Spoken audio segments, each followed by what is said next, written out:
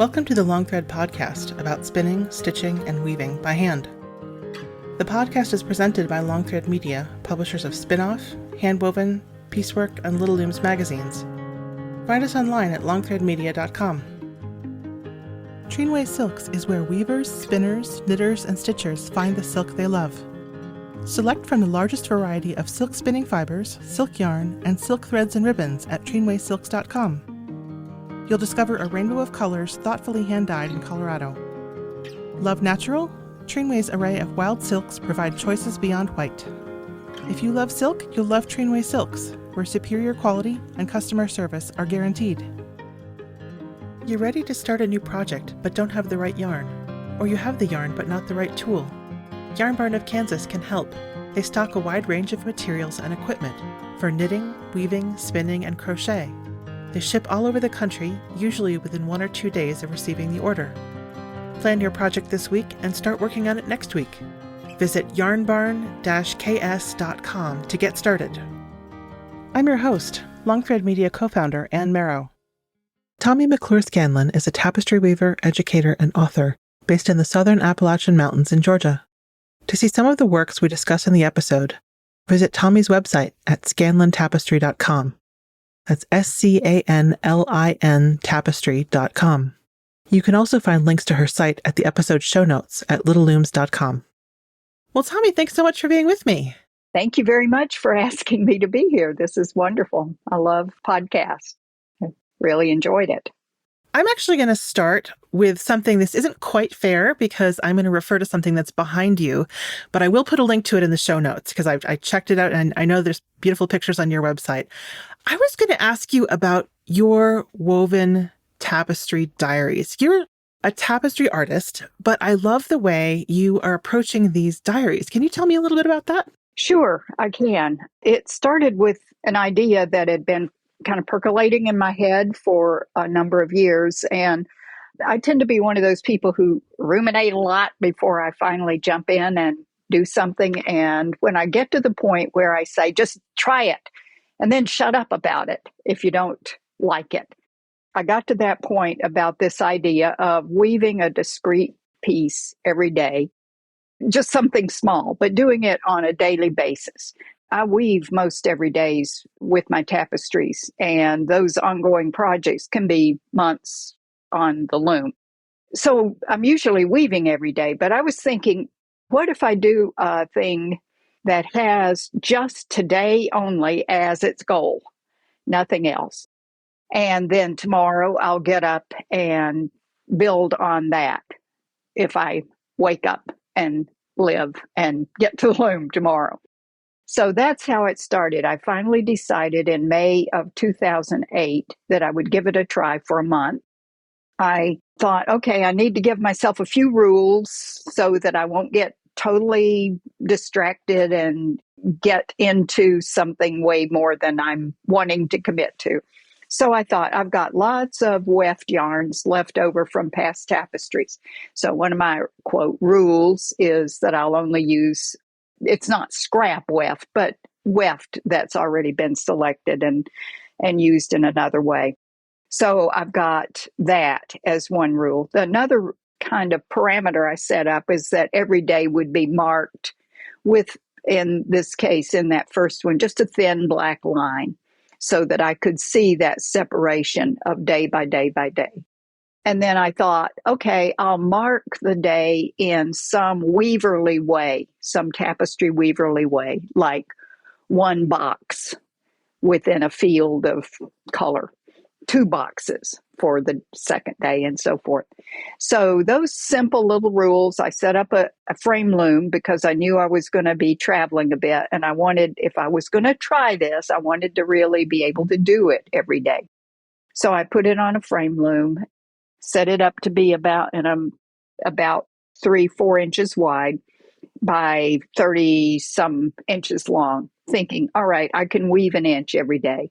So I did that throughout May, and it went with me on a workshop. It went with me to a craft fair and got carried up in an elevator into a hotel and all that kind of stuff.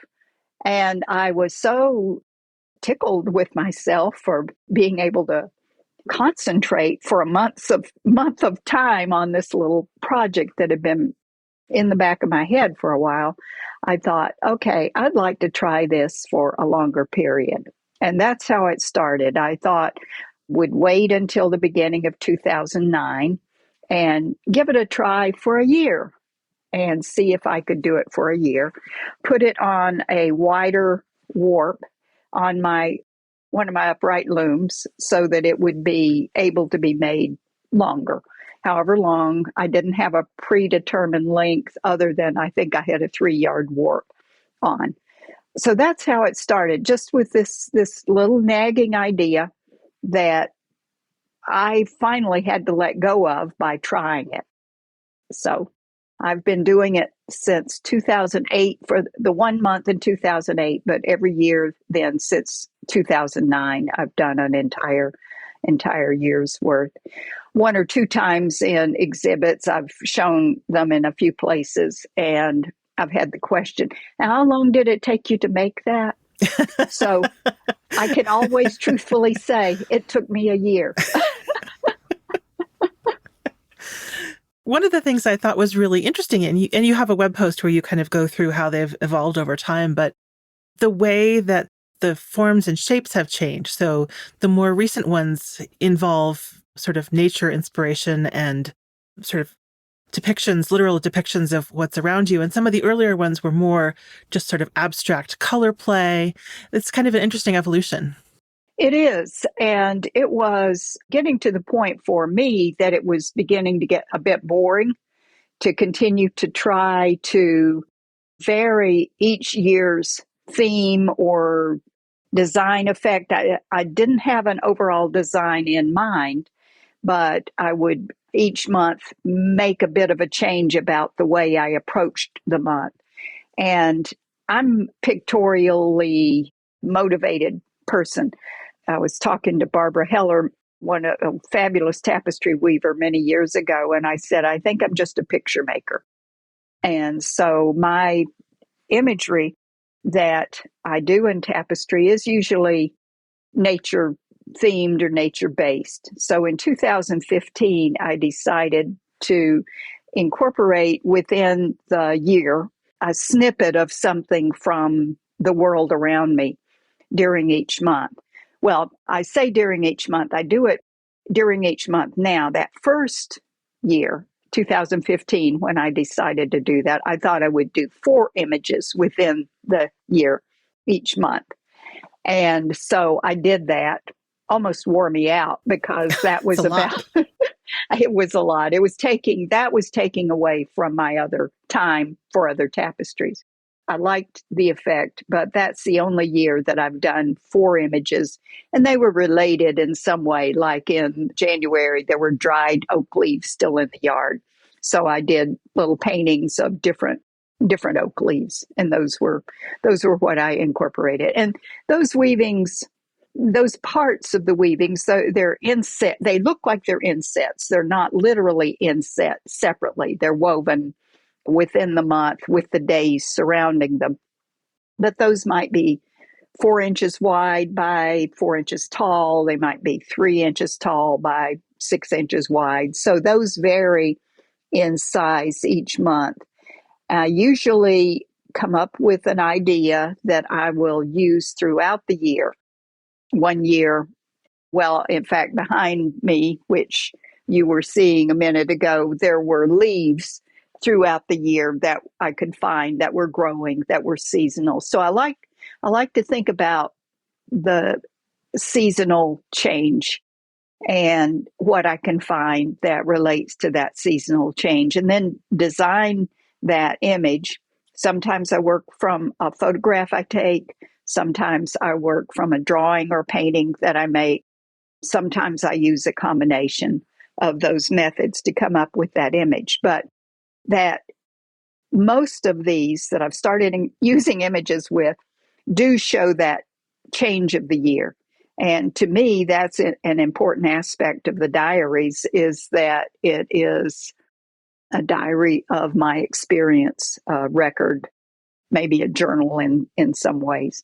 of my experience. So that's kind of how, back to your original question, sort of why did this change from a more just formal approach to use of color and shape to imagery? It's because I like to make images, and I was getting a little bit bored and at my limit with what I could do otherwise. And now a word from our sponsors. Sustainability and regenerative ranching have been a way of life for the ranches of Shaniko Wool Company for decades. They're the first farm group in the U.S. to achieve certification to the rigorous International Responsible Wool Standard and Nativo Regenerative. Shaniko ranches raise merino rambouillet sheep in the western U.S., delivering a fully traceable wool supply that gives back to the earth and its ecosystems. To learn more and discover Shaniko's yarn partners, visit ShanikoWoolCompany.com. The Adirondack Wool and Arts Festival is the perfect way to spend a weekend surrounded by over 150 craft vendors in Greenwich, New York. Discover a curated group of vendors featuring the best of wool and artisan crafters. Throughout the weekend, enjoy workshops, free horse-drawn wagon rides, free kids' crafts, a fiber sheep show, and a sanctioned cashmere goat show. Join us September 21st and 22nd, 2024, and every fall. For more information, visit adkwoolandarts.com. That's adkwoolandarts.com. And now back to the show. Well, bringing in the leaves and the change of the seasons around you, it really sort of hits home that a sense of place is really important in your work. And you've been pretty rooted in your place in Georgia. And do you think that that influences kind of all of your work? Is that your main subject? It is my main subject, yes. Yeah. I was thinking back as we were getting ready to do this podcast at all the wonderful people you've interviewed and the wide-ranging experiences of many of those folks with world travels and studies of other cultures and other textile mediums. And I'm thinking, gosh, I'm just kind of limited here in the Southern Appalachians. I haven't gone far for long, and I seem to be just focused inward in the sense of enjoying my own surroundings. Not that other surroundings aren't wonderful, they are, but I've not really felt a draw to do a lot of exploring in my life, I guess I could say. Well, you're showing people the sorts of things that they might not notice, even if they got to be where you are. That sort of spirit of observation and appreciating the richness of the everyday is something that you're helping people see through your tapestries. Well, thank you. I hope so. And I hope I can continue to do that for myself. I hope I can continue to find those little things. One of my favorite poets is Emily Dickinson. And, she was pretty homebound in the sense of her experience. But gosh, all those wonderful observations that she made just walking through the field and seeing a narrow fellow in the grass, or hearing the fly buzz when I died kind of observation. And I think there's a place in the world for both, for those who want to be on the cusp of great adventure and those who want to be more inwardly focused. And I think that I'm one of the more inwardly focused people. I think if I had grown up in a bigger setting, I grew up in a rural area, have lived in mostly rural areas most of my life, Athens, Georgia, or Johnson City, Tennessee, or Asheville are my biggest cities at various times in my life. But I've lived in villages or small communities most of my life, and I feel comfortable with that. I think if I'd grown up in an urban setting, I would feel differently. I would have to. I think we all sort of, or most of us maybe, adopt our place and hopefully love the place we're in. At least, I do. That's my experience. I was also thinking about the way that teaching is such a part of your background and experience. And so you're focused on your sense of place in your own work, and yet you're also working with other artists, fiber artists, tapestry weavers on a whole variety of different subjects. And I was thinking about the tapestry weavers I've spoken with in the past, and Sarah Sweat sometimes works on her own place, and sometimes she weaves four-letter words. Rebecca Messoff does more sort of abstract work. So I was thinking about how interesting it is that tapestry, for a fairly tight collection of techniques, has so much versatility. Mm-hmm. Mm-hmm. It really does. And you've named two of my really greatly admired artists. Tapestry. Sarah Sweat is so versatile with what she does with her comics, with the Gusset newsletter, with her tapestry, with her experiments. I was just reading her latest Gusset today. And Rebecca is just the guru for tapestry for folks now and has been for a number of years. I just admire both of them so much. So they're focused in different ways with their teaching and their sharing. And that's one thing I really appreciate by the many excellent teachers I've had, is how they are so giving and sharing of their knowledge and encouraging for others to just grow as they can and explore as they can. So, yeah. Well, and you're not saying so, but you have quite a background as a teacher yourself, both at sort of the high school level, but also, can you talk about your professor life? Yeah, my professor life, which is, gosh, long ago and far away now, it seems like. Yeah, I taught high school for about 3 years, taught art right out of University of Georgia. I graduated with an art education degree, and I had not at that time found weaving. As a matter of fact, I was drawing, painting concentration with my studio work there. But anyway, I taught high school, and then I came to what was known as North Georgia College at the time in 1972 and began an academic career. I built the weaving program. We were a small art department at North Georgia, small of 3 people. We were actually a fine arts department with music and theater too. So I think there were 5 or 6 of us in all in the department, but only 3 visual artists there. So I was asked to build a weaving program. Well, I had only woven with my high school students on little frame looms that we had learned how to build. So I began learning about weaving, and I had already taught myself to weave by the time I took my first workshop several years into my career. Lord, we did all kinds of things. You see on Instagram now that young people are exploring textiles in wild and woolly and wonderful ways. Well, we were doing that in 1972 through about 79 until I could really use a floor loom. But anyway, so I taught at North Georgia until 2000 as a full-time professor. I retired from full-time teaching in 2009 at the university, and then worked part-time teaching the weaving classes until 2009. I've also taught workshops at places like John Campbell Folk School, Penland, Aramont, even one wonderful experience at Peters Valley about 6-7 years ago. So those workshops are a different aspect of my teaching, and I love those.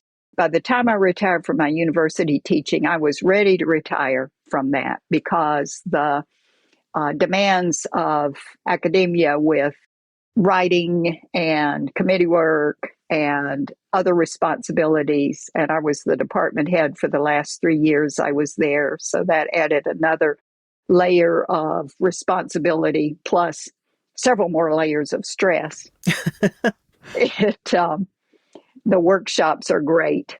People come in for a week or a long weekend or 2 weeks, and they are so excited to be where they are and learning something new, even if they've never done tapestry before.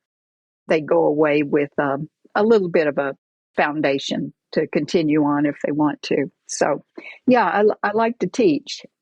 In my first college experience, I was an education major because I needed to take advantage of a teacher's scholarship that was available to me to be able to go to school. I did not want to teach. I did not want to teach at all. I didn't like kids. I didn't think that I would be able to teach them anything. It was beyond me how anyone could instruct in a way that children would learn to read or learn to do math. And I knew I couldn't do that. But when I entered art education, it was a different thing. I was sharing what I was learning myself about the making of art and about trying to express one's self in some way tangibly with whatever medium you were working in. So I guess I turned out to be a teacher after all. Well, I was going to say, I feel like you can't help it. You've written a number of articles for both Handwoven and Little Looms specifically about tapestry weaving, but also about creativity. And, you have had these wonderful series that are teaching readers. I kind of feel like you can't help it. Well, yeah, it's like I said, the wonderful teachers I've had, that those people who've shared so much, that's really what I want to do. I usually tell a class, a beginning tapestry class especially, I've told those people in a class like that with me many times, by the end of the week, you're going to know everything I know. There with tapestry, what I do with tapestry is very limited, and I can show you what I do. I don't tell them this, but I do think this. I can't give you the number of years I've spent doing it. Those are years or months or days you're going to have to put in yourself. But the technical part of it, I can, I hope, share with you in a few days' time. And then it's up to you to continue. But I do think it is pretty remarkable in tapestry that with that sort of week's worth of techniques, the differences between tapestry artists in terms of subject and texture and scale and things like that. I was trying to think about what other sorts of fiber arts there are, and I suppose embroidery somewhat, but it really is kind of remarkable that for such simple fundamentals that you're all going to such different places. Mm-hmm, mm-hmm. Yeah, and that's, I think, one of the things that I've really enjoyed about finally jumping into the tapestry pool.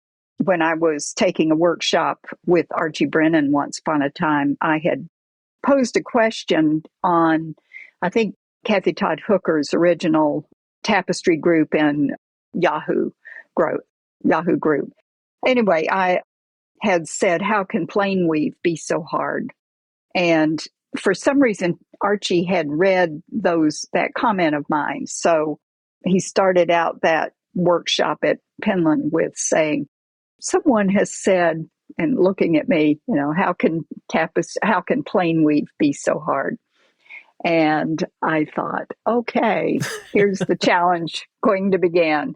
So his first challenge for us that week was to weave simply plain weave, changing the set, not doing any imagery, using simply the same color in about, I don't know, maybe 32 threads, but changing the set so that it was closer, wider apart still. And our goal was to control how we wove that small bit of plain weave as best we could. And talk about a challenge to weave just a little bit of tapestry, no color change, no imagery, no design, but to focus on what it is. You're weaving a structure of cloth that's weft faced, but the spacing of the warp plays a role. The amount of weft you put into between that spaced warp plays a role. The tension you put on the weft as you insert it plays a role. All of that complexity with simple plain weave. So anyway, I think that's one of the things that's kept me intrigued about tapestry is the image making, but also every time my hand goes into the warp with a weft and packs it in place, I have to be physically in control of myself and in control of what's happening. Now, that doesn't mean a floor loom weaver throwing their shuttle back and forth doesn't have to have that control. They do. For someone stitching, making French knots, you've got to control. You've got to control your gauge with knitting. But with tapestry, you've not only got the control, but you've got the image. You've got the surface you want. Anyhow, so I could go on and on about what gets me going about tapestry, obviously. Well, I'm curious. We've talked a little bit, just a tiny bit about equipment, but if you're having such sort of fine-grained control, it makes me interested in thinking about tools and materials. And do you have the kinds of things that you gravitate toward over and over again? Do you like to play with things? Yeah, I do like to play with things. I've got some people occasionally ask me how many looms do I have, and I'll have to always say I truthfully don't know. Because I have so many parts and pieces of pipe looms like Sarah Sweat does. I have frame looms of various kinds. I have 2 floor looms. I really don't know how many looms I have. But as far as equipment needed for tapestry, you simply need a frame, something to hold a warp. I'm back to something that Archie Brennan once upon a time said. We were in a group. I was in a workshop with him, and the group of weavers in the afternoon, he usually liked to have discussion. Often he led the topic, but this particular time, this group was sitting around. Archie and Susan, his partner, were in the circle, and each of us was talking about the looms they had and what were the features we liked about them. And finally, someone asked, Archie, what do you think is the best loom? And he leaned back in his chair and put his arms over his stomach folded and said, after all, the quality of the weaving starts with the weaver and goes out. So, in other words, it doesn't matter what loom you have. You, the weaver, have to have the means to use that piece of equipment. So, I thought maybe he was about to make a comment about backstrap weaving, but no. Nope. Just the comment that we were all blowing words into the air that meant nothing, essentially. So, but in terms of materials, I think there can be so much richness that you can get from using the same materials, but then at the same time, you can have shiny yarn, you can have matte yarn. Do you kind of gravitate toward working with the same materials, or do you kind of more magpie style? I am not a magpie. I do occasionally use things that contrast texturally, but I probably 90% of the work I do is with a wool yarn. I've started using yarn from Norway that a friend of mine began importing in the 80s, about the same time I was beginning to do tapestry. And that was Noel Thurner.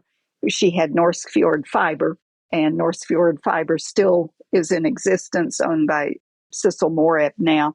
But it's a beautiful wool yarn that combines spell sub, long hair, primitive breed sheep with a long wool. And it has a glorious luster that I love. It's not squishy. It's firm. I always used to describe it like a whole wheat yarn.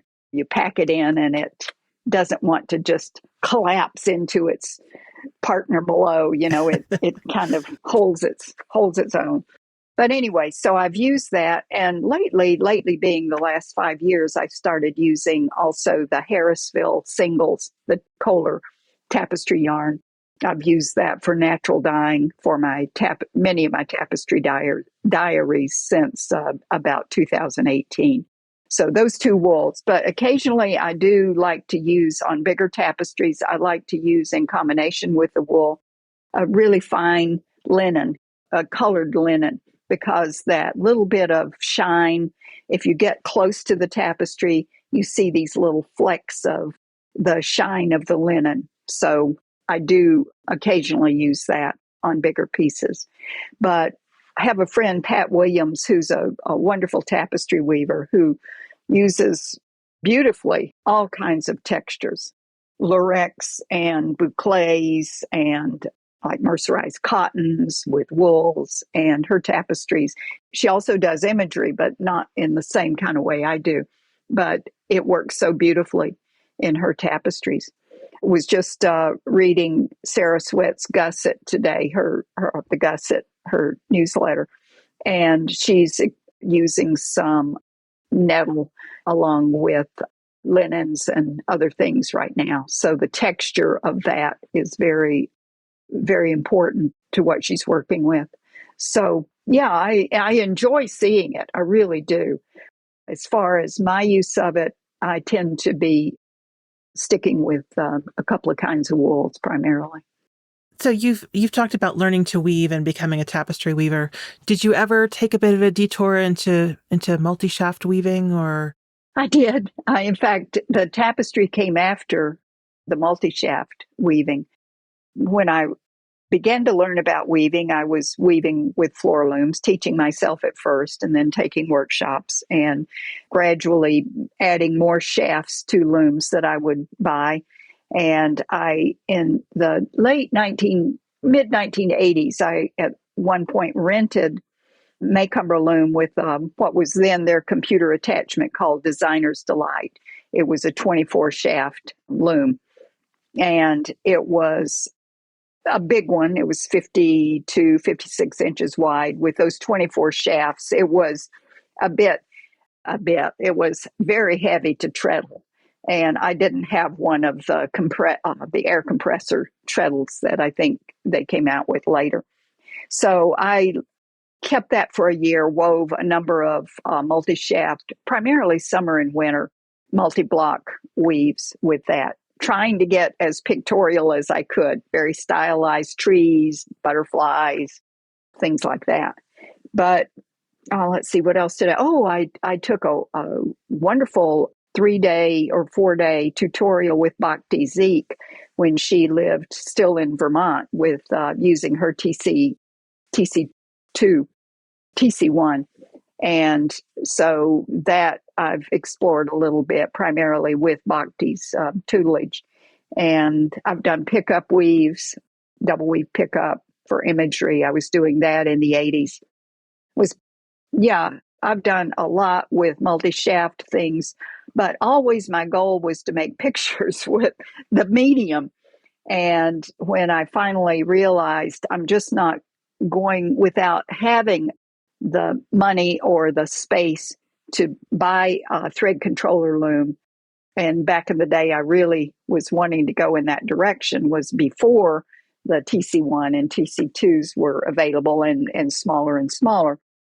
I decided I'd finally try tapestry. And it really does. My goal was to be able to weave what I could draw. And it was, for me, tapestry was the most direct way to get to that. Most inexpensive way, first off. Least technical way, secondly, because to use multi-shaft looms, you're having to use your brain to understand different structures and put different structures together in interesting ways that makes the imagery sing. With tapestry, you just do plain weave. And you But you have to put just the right pick at just the right place. Well, yeah, there is that. Yeah, it's, now that you mention it, it's interesting that it kind of reminds me of calculus a little bit. That, of course, I'm butchering the math for anybody who actually knows about math, but these more complex looms, it's kind of like a derivative. It's like another, I don't know whether whether it's integrated or derived or whatever, but there's another step removed and another step removed, and finally you're just like, I have a color, I have a place to put the color, I'm going to put those together. Right. Yeah. Right. And they're beautiful. You know, the people who use them and their minds work in that way and their aesthetics work in that way, the pieces that are done are absolutely glorious. And I enjoy every one that I see. But my mind doesn't work in that way. So when I finally figured out, okay, you need to do what you can do and not stretch your brain to the point of breaking. Math and I are not friends. This and that 1 and 2, up and down, binary. Yes. That's all I can understand. And tapestry is that. So did you start off as a painter, as a sort of a fine arts student and kind of work into fibers? Was that your background? Yes. Yes. Yeah, I did. I always wanted to be an artist.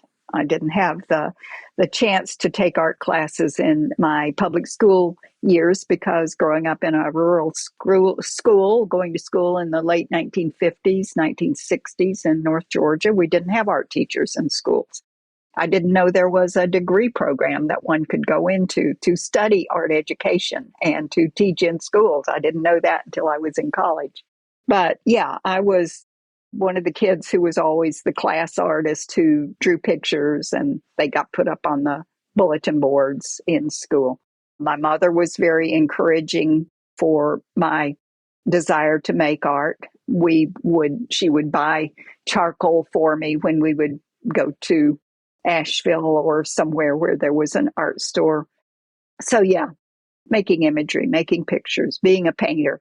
I had no clue that I wanted to be a craftsperson weaver at all when I went into school. And like I said, my undergraduate degree, studio work, was primarily drawing, painting, printmaking classes. And only began weaving because my supervising teacher, when I taught high school, said, "You're going to do a weaving unit."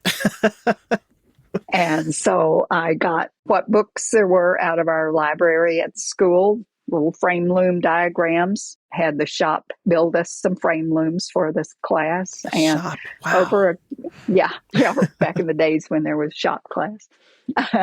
Over a Christmas break, I took one of them home and put nails top and bottom and strung it up with some yarn and wove in, sticks and strips of cloth and yarn and all kinds of stuff. And so my class then, when we got back in January, we did weaving on those frame looms. And it was really amazing because even the big burly football players who were in my class enjoyed it. They had a good time putting all that wild and crazy stuff together. So that's kind of how I began. And then, as I said, when I went to North Georgia College, my department head, who was a craftsman himself, he was a wonderful ceramicist and sculptor. He wanted, as the program was building, he wanted to have crafts. He wanted fiber. He wanted clay. He wanted printmaking. So the three of us who were hired, he had expertise in clay. I was to become the fiber person. And the other fellow in the department was a printmaker primarily, and drawing and painting, but printmaking was his specialty. So that was then beginning my journey in learning how to become a weaver and appreciating what being a craftsman means, or a craftsperson, I guess, if you wanted to say it that way. But I don't mind saying craftsman. You talked about starting off in drawing and painting and being a picture maker, but one of the things I think is really interesting is that you have written about having kind of rules or using chance or using some sort of more kind of outside, something besides the desire of your eyes to guide your work. So right. I think it's kind of fun that you chose different rules and things like that to play with. Right. Yeah, I guess that is sort of inconsistent, isn't it, in my approach? But yeah, I like setting up boundaries in some way. And when I'm making a picture of a leaf, whether I'm photographing it or I'm drawing it and to paint it, I'm having to set visual rules. Or boundaries. I'm having to kind of analyze in what I'm seeing and how it's being placed and how it's being arranged. So that, to me, is not too far away from when I'm tossing a die to choose the color I'm going to weave for the day, which is what I've been doing since about 2018 in my Tapestry diaries. I have a little 6-sided die, and I assign each spot on the die, each pip on the die, a color. So red, yellow, blue, green, orange, violet. 1, 2, 3, 4, 5, 6. So I toss my die. And if it comes up red in my bin of yarn, I have several versions of red. I have bright, dull, light, whatever. So that bit of chance becomes how I select the color I weave for the day. So in that sense, it is a rule, I guess. I think a lot of creative prompts are kind of like that. And you said it's a contradiction, but I would say that maybe in more tapestry terms, it's more like working with contrast. Mm-hmm. So you have the openness and the... Right. I like what you just said, creative prompts. Mm-hmm. Yeah, I'm a big believer in prompts, whether it's a writing prompt. I've taken several writing classes, and sometimes the teachers offer prompts to get us started. So, yeah. So speaking of writing classes, I think, do you have a new book out or a book out recently? I have one coming out. Ooh, yes. Tell me about that. Yes, I'm really excited about being able to share what I'm learning about people who also mark their time through their fiber medium. In fact, the title of the book is Marking Time with Fabric and Thread, Diaries, Calendars, and Journals. And it's going to be published by Schiffer in October. So it's not just about your own work then, is that right? Right. After I had been doing my own thing with the Tapestry Diaries for a while, maybe even a couple of years, I started writing about it in, like I said, Kathy Todd Hooker's original Yahoo group about tapestry. I began writing my blog about it. And so several other tapestry weavers began weaving their own tapestry diaries. Jan Austen, for instance, has been weaving them almost as long as I have. So after several tapestry weavers began doing it, I realized somehow, I think I saw her at a fiber conference or something, Jerry Fortner, who is a wonderful weaver teacher, has been doing daily weaving since 2005, I believe it is. And they are not tapestry. She does uses ephemera, scrap papers, junk mail that comes to her. And she weaves little, I think they're 3-inch by 3-inch every day, does something, and then puts those together.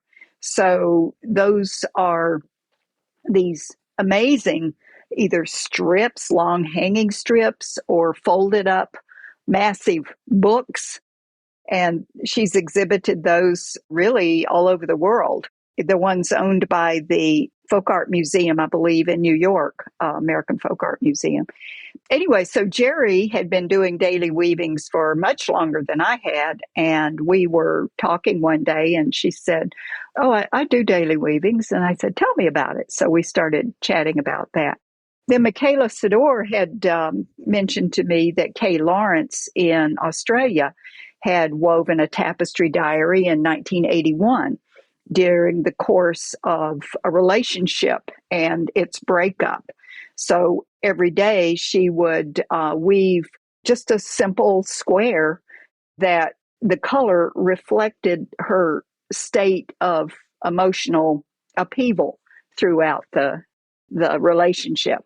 And so as I realized that, okay, these people are doing this also, I knew that art photographers and painters, people who work in drawing, there are many people who do daily things with their medium. I knew there must be other textile people who were doing daily. On Instagram, I began to see stitch journals, for instance. And so I contacted a few people through Instagram and have included those in the book as well.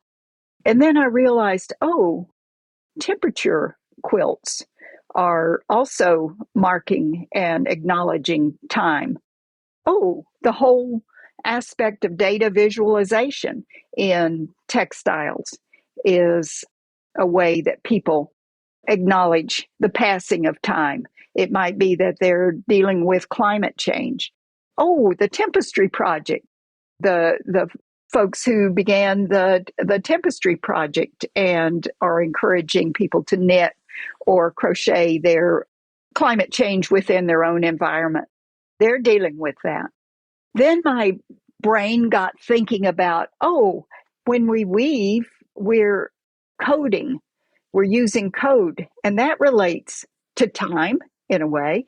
So that led me to, well, the Asa and Emily at the Tapestry Project mentioned Jordan Cunliffe's book, Record, Map, and Capture in Textile Art. And she has a wonderful book about recording, mapping, and capturing in textile art, often in a data visualization kind of way, or using coding like Morse code or binary code to plan stitches or beading or different kinds of things. So that's what the book is about. There are I think there are about 25, 6 people who I've interviewed through email primarily and ask about their practice and how they began it, and if they'd be willing to share images for the book. And I think for me, it's very fascinating to read all of those different approaches to marking your time. So that's what the next book with Schiffer's about. That's so neat, because previously you had books that were kind of about your creative process and also much more sort of how-to, that were skills and creative endeavors, but you're sort of exploring all kinds of different writing. Well, yeah, and the book primarily is the words of the other people and the images of the other people. I will be describing my own tapestry diary journey in it for sure, and I've got a few things to say about just why we, as humans, mark time and ways that we do that. But yeah, getting to share these people, my resources list will direct people to, you can find loads of things on Instagram at hashtags, like temperature quilts or stitch journals.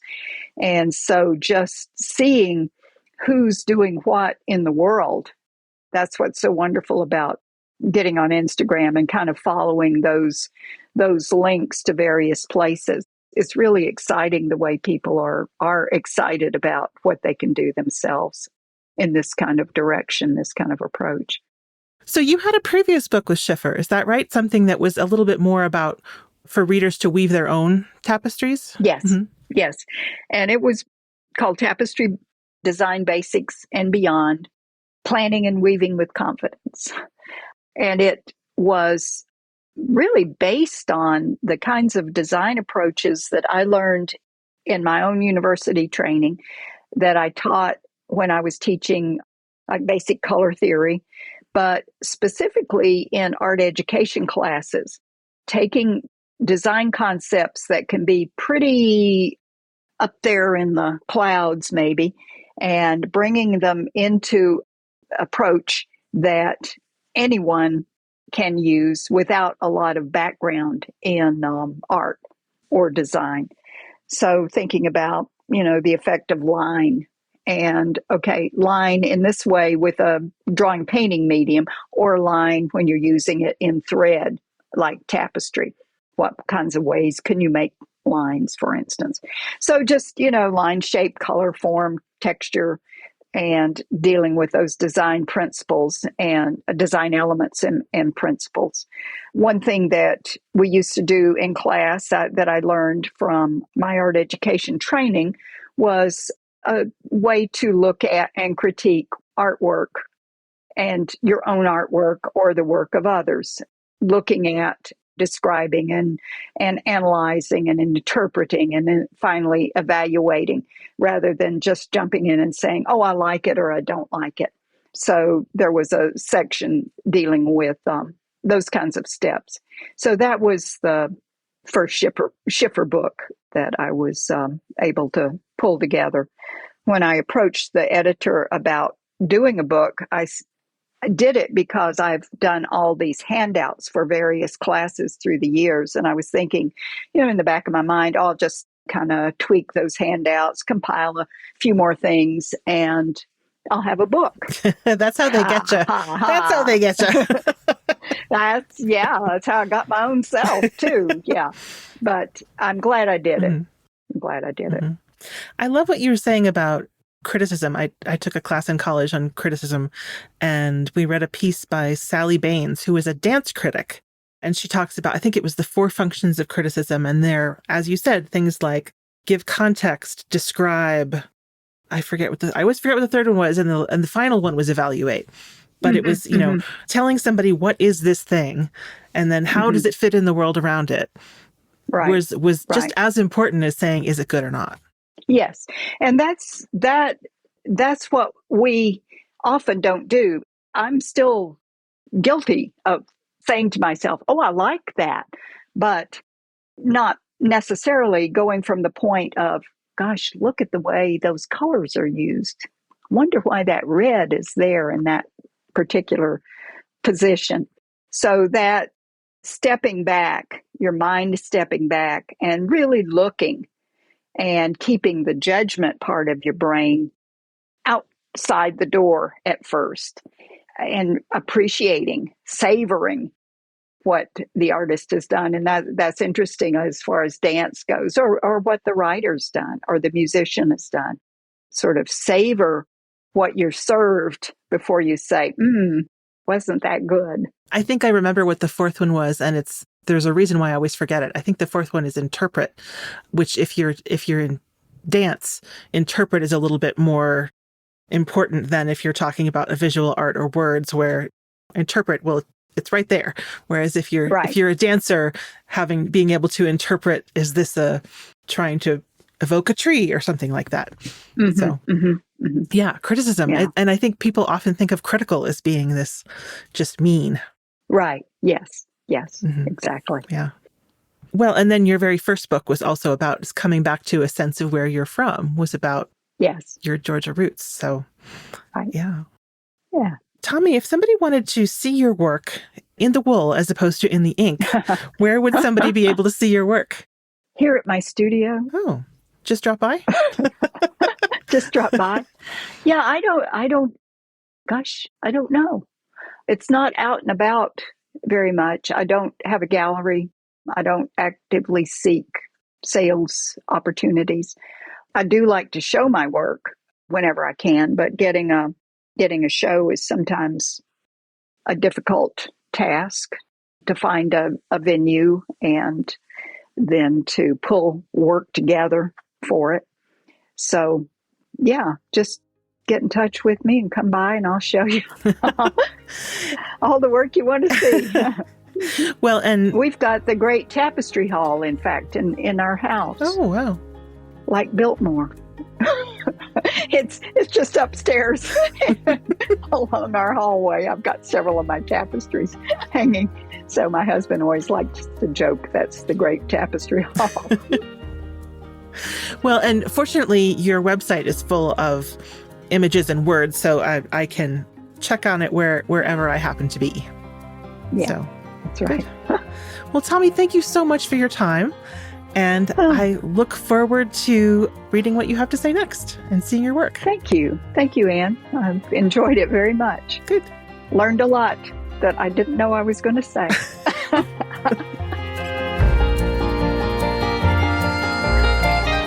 Thanks to our sponsors for supporting the podcast. Thank you for listening to the Long Thread Podcast. If you've enjoyed this episode, please rate the show and leave us a comment on Apple Podcasts or your favorite podcast platform. Thanks again.